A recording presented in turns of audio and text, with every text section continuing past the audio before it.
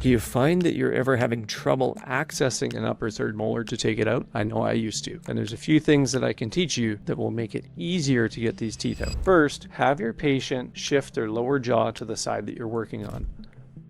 Like that. So if you're working on the upper left, that opens up the buccal corridor by getting the coronoid process out of the way. The next thing that you can do is you can have your patient close slightly. So what happens is when our patients open really wide, their cheek gets really tight and it's hard to retract, so you have less space to get your instruments in. By closing part way and shifting to the side, it loosens up the lip and allows you to get further back in the mouth. Finally, one thing we often do is we approach the third molar from the front and we're coming in on this kind of an angle to engage the purchase point. That makes it tricky sometimes, so if you have tight teeth or it's tough to get in there, what you want to do is just angle your elevator back a little bit, slide up the distal of that second molar, and you'll find that you'll engage that purchase point a lot easier to be able to then take the tooth down and out.